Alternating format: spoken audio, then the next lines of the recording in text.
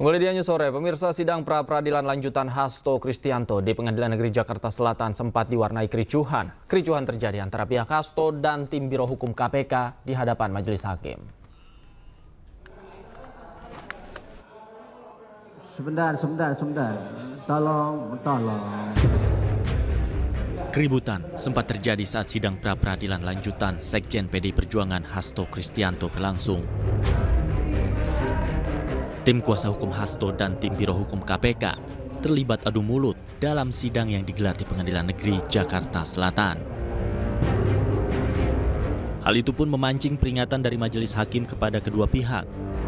Hakim menegur pihak Hasto dan KPK agar berbicara sopan dan tidak berteriak. Sebentar. Tolong. Sebentar, Pak.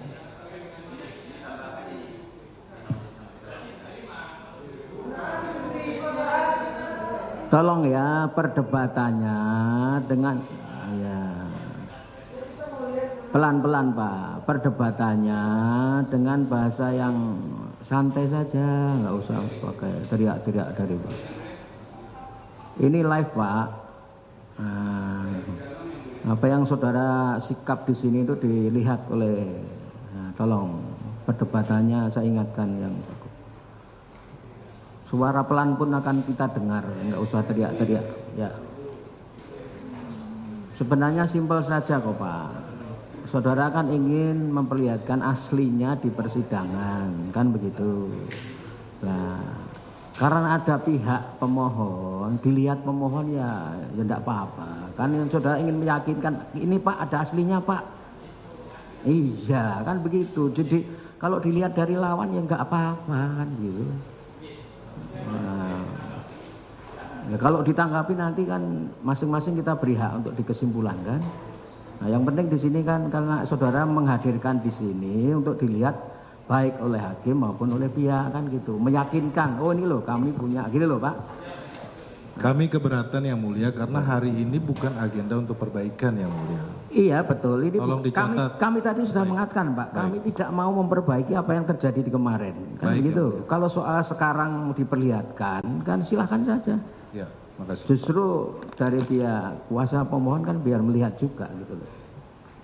Ini fair saja kok. Ya, silakan. Keributan ini berawal saat hakim meminta tim Biro Hukum KPK mengajukan bukti tambahan. Pihak KPK kemudian mengajukan perbaikan atas daftar barang bukti yang telah disampaikan dalam sidang sebelumnya. Namun kuasa hukum Hasto, Roni Talapesi, maju ke hadapan majelis hakim untuk melihat dokumen yang diserahkan KPK. Saat itulah keributan terjadi. Sebenarnya simpel saja kok Pak. Saudara kan ingin memperlihatkan aslinya di persidangan, kan begitu. Nah, karena ada pihak pemohon, dilihat pemohon ya enggak apa-apa. Kan yang saudara ingin meyakinkan, ini Pak ada aslinya Pak.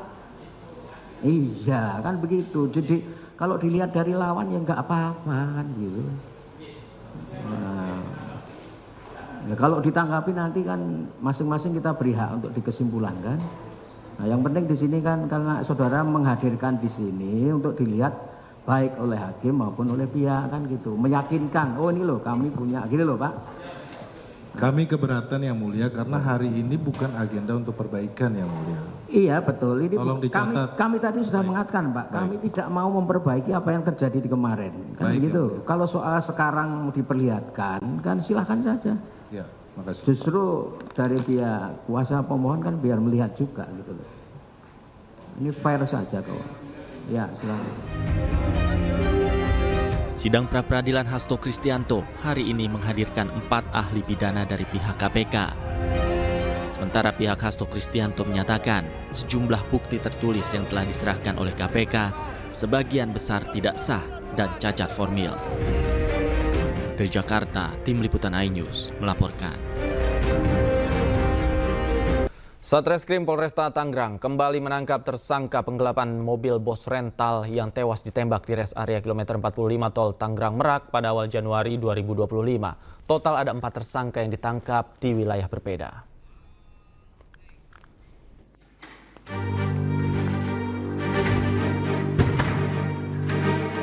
Satreskrim Polresta Tangerang menangkap tersangka penggelapan mobil bos rental yang tewas ditembak di res area kilometer 45 Tol Tangerang Merak pada awal Januari 2025. Ada borgol.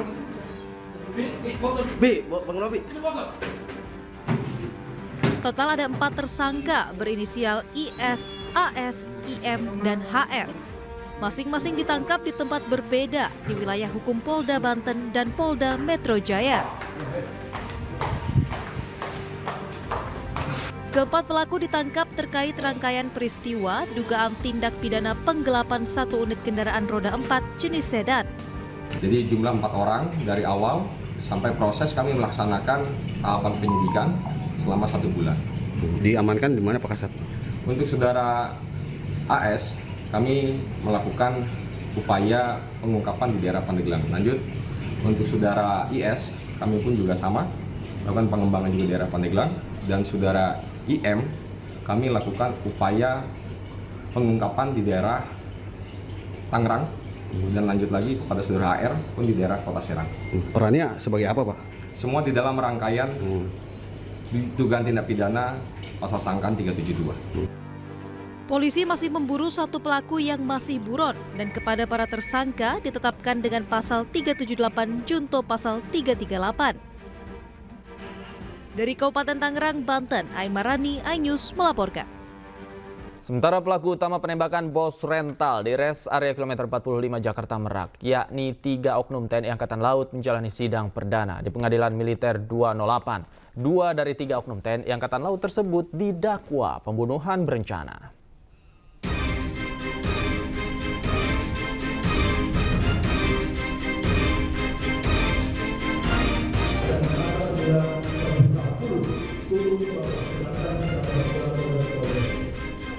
Sidang militer perdana 3 pelaku yang merupakan anggota TNI Angkatan Laut dalam kasus pembunuhan terhadap bos rental mobil di res area kilometer 45 Tol Jakarta Merak digelar hari ini.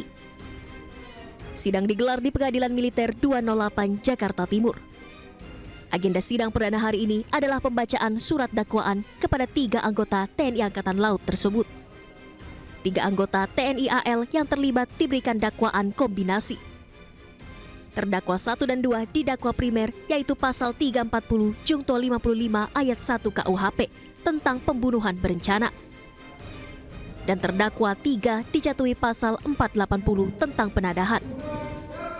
Atas dakwaan tersebut, kuasa hukum 3 anggota TNI Angkatan Laut tidak mengajukan eksepsi atau menerima dakwaan yang diberikan. Bahwa atas dakwaan tersebut tadi penasihat hukum terdakwa maupun terdakwa tidak mengajukan eksepsi atau keberatan atas dakwaan auditor militer yang telah disampaikan tadi. Sidang akan dilanjutkan dengan agenda pemeriksaan saksi yang akan digelar pada Selasa 18 Februari 2025 dengan menghadirkan 5 saksi. Dari Jakarta, Jessica Winoto, Leman, iNews melaporkan. Dan untuk mengetahui informasi selengkapnya kami telah terhubung dengan staf khusus Menteri Kelautan dan Perikanan bidang Humas dan Komunikasi Publik, Doni Ismanto Darwin. Selamat sore, Mas Doni. Apa kabar? Selamat sore. Mas Doni, boleh disampaikan update kepada kami terkait pembongkaran yang berlangsung pada hari ini sebenarnya itu datang atas inisiatif perusahaan tersebut atau dari KKP?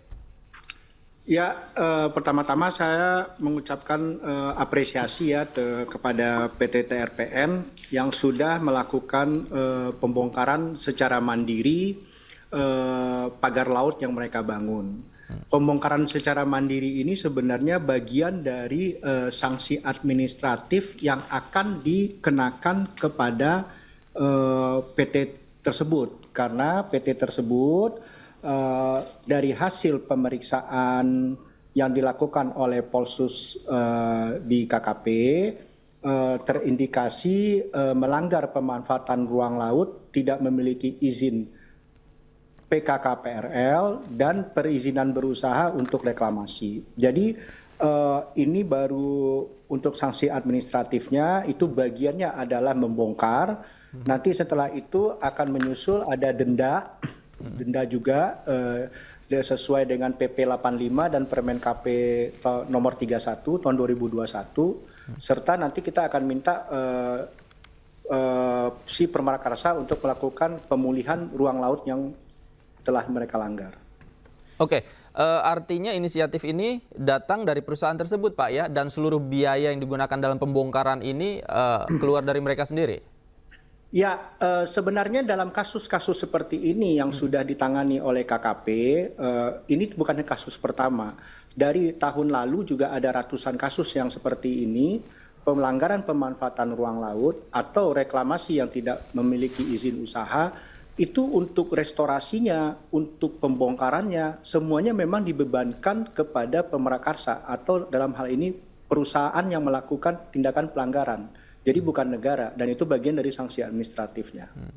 Oke, tadi kami mendapatkan informasi bahwa pembongkaran ini kan diprediksi memakan waktu 10 hari. Apakah KKP ini juga setiap harinya akan mengawasi atau seperti apa, Pak?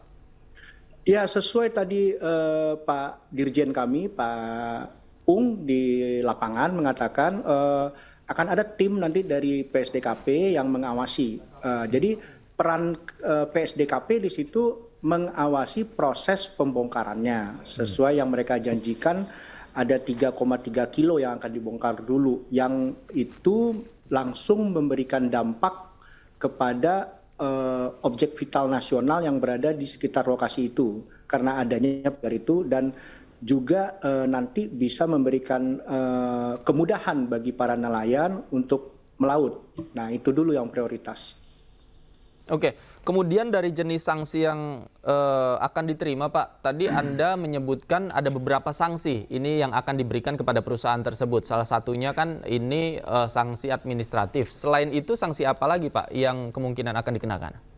Jadi sanksinya itu ada administratif itu nanti denda ya Mas. Dendanya itu berdasarkan PP 85 dan Permen KP nomor 31. Untuk pelanggaran pemanfaatan ruang laut tidak menggunakan PKKPRL atau tidak memiliki PKKPRL, itu dilihat area yang terdampak nanti dikalikan dengan 18.600.000 per hektar. Selain itu ada juga yang dia melanggarkan reklamasi, nanti dilihat berapa nilai investasinya dikali 5%. Itu per pelanggaran. Okay. Nah, sekarang ini yang untuk angkanya ini yang lagi kita hitung. Karena untuk nilai investasi itu tidak bisa self-assessment oleh perusahaan. Harus ada pihak independen yang mengatakan nilai investasi yang disebut oleh perusahaan itu benar adanya. Nah, inilah yang kita sedang tunggu dari pihak auditor independen untuk menentukan benar atau tidak nilai investasi yang sudah disebutkan oleh perusahaan ketika pemeriksaan terakhir dilakukan awal Februari ini. Oke, berapa waktu Pak kira-kira yang ditargetkan agar angkanya ini keluar dan bisa segera dipenuhi tanggung jawabnya oleh perusahaan? Iya, ini kan kantor jasa penilai publiknya sedang jalan nih, melakukan pemeriksaan data-datanya itu baru masuk itu di awal Februari ini. Ini sebenarnya kita harapkan secepatnya lah.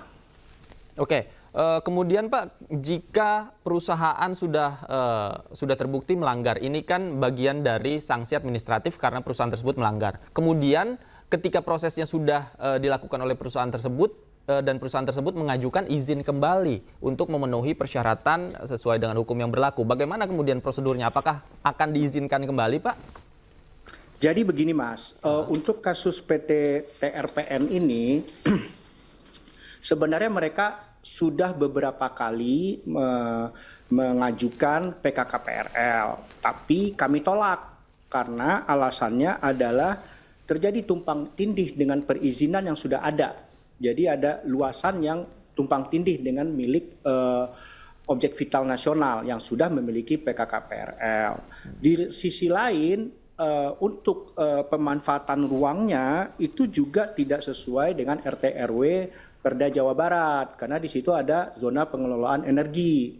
Nah, makanya beberapa kali PKKPRL mereka ajukan, kami tolak gitu loh. Jadi kalau mereka mengajukan lagi, kita hanya akan berpegang kepada perda milik Jawa Barat, RT RW-nya. Dan sejauh ini belum ada perubahan untuk RT RW di Jawa Barat.